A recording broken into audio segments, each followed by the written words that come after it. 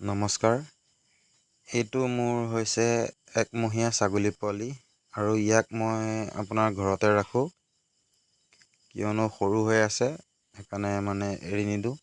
মাকহঁতক আৰু আছে বেলেগ ছাগলী, সিহঁতক মই ৰাতিপুৱা হ'লে এৰি দিওঁ আৰু এনেকৈ সৰু পোৱালিবোৰ মই ঘৰতে ৰখাওঁ আৰু গাখীৰ খোৱা টাইমত মাকহঁত নিজে আহে, নহ'লে মই বিচাৰি আনোগৈ। এয়া আহিছে যেন লাগিছে, মাকহঁত মাতি আছে। এইটো নহয়, বেলেগ আছে ইয়াৰ মাকজনী। আৰু ইয়াক নাম দিছোঁ মিংকি।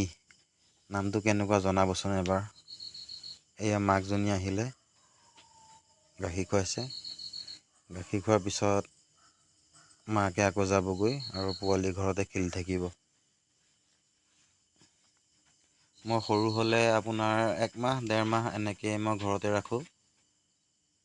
প্ৰথম 7-10 দিনমানটো মই আপোনাৰ ঘৰতে এৰাল দি ৰাখোঁ।